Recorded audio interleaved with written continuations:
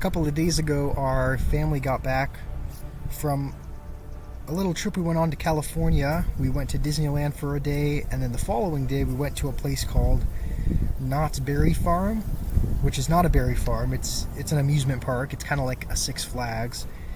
So we got back a couple of days ago from that, and so I thought it'd be fitting today to play kind of a Disney amusement park themed deck. And the idea is that we have a card for all the rides that we went on there. So when we went to Disneyland, the first ride we went on was the Pirates of the Caribbean. So we have Flying Machine because it looks like the cannon on a pirate ship. We then walked up through the Swiss Family Robinson treehouse. So we have a tree card. We have Rocket for Space Mountain. Ice Golem is there for the bobsleds, the Matterhorn bobsleds, because it kind of takes place in the Alps, and part of the environment there, or one of the things you see as you're going through the coaster is, I don't know if it's a polar bear or like a Yeti or something, but Ice Golem would be fitting for that. And then the following day we went to the Knott's Berry Farm, and there was a ride called the Silver Bullet. So we have Musketeer, which shoots silver bullets. There was a log ride, which was kind of like Splash Mountain, where you'd get in a log and you'd be floating down the river, and you would get splashed at the end. We have Royal Ghost because one of the rides was called Ghost Rider, and then we have Cannon Cart because it looks like a roller coaster. One of the carts there. So we're going to be giving this a try. I don't think it should be super good because it's not a real way of getting damage on the tower except for rocketing it. But the flying machine can be an annoying card to deal with, and sometimes it can lock on. So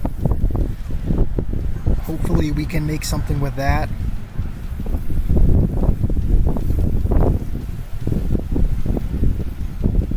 And it was fun. It was a lot of fun being back in Disneyland. We went there once when I was a kid. It was in 2010. So it was 15 years ago. I was 6. So I do have some memories of it and some of the rides that I went on.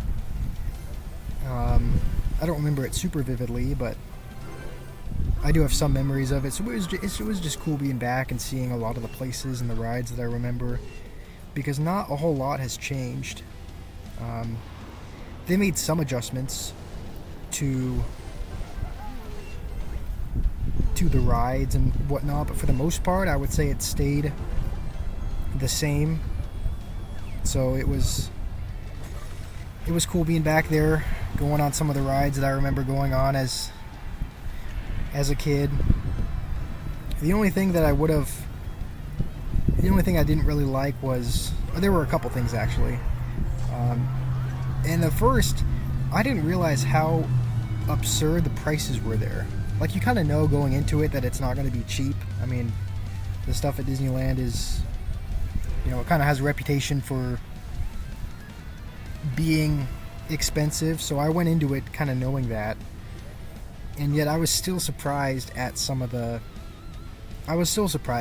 Like, when we went to lunch, we went to lunch at kind of this pizza place, and they had like pizza, mac and cheese, that sort of thing. And my younger cousin, who we went with, it was me, my parents, my younger brother, my younger cousin, and then my brother's friend. But so there were 6 of us. But my younger cousin ordered the mac and cheese, and you kind of expect that to be sufficient, right? I mean, you order mac and cheese, that's kind of a meal. You're expecting at least an average sized bowl, and it was $8. So you're kind of thinking, okay, that's a meal. And they didn't give you any, like, they didn't show you up at the counter like, oh, this is how big the serving size is going to be, anything like that. So you just see mac and cheese, $8. So we ordered it, and it came out, and I kid you not, it was maybe that big, I mean, the bowl was tiny. There were maybe 4 bites of mac and cheese in it, and it was $8. And this wasn't a mac and cheese that was like, it wasn't infused with gold flakes. I mean, there wasn't anything special about it. And my cousin who ordered it, he said it didn't even taste good. He said it tasted like store-bought mac and cheese. And because it was so small, like, you probably need 4 or 5 of them just to make an average sized bowl of mac and cheese. And at that point, you're paying $30 or $40 for a lunch that's gonna fill you up. So I was just surprised at it. And then the pizza, we didn't order the entire pizza. We just ordered a couple individual slices. But for the whole pizza, just take a guess. Just take a guess at how much it was. It was a 16-inch pizza, which sounds big, but that's just kind of a normal size. And then it came with, I think, 4 breadsticks and a couple drinks. So it was a little bit more than just the pizza. I mean, you would think it was maybe anywhere else it'd be $20. So you're like, okay, with it being a little bit more expensive, maybe $30 or $40 for that. Maybe $50 if it's crazy.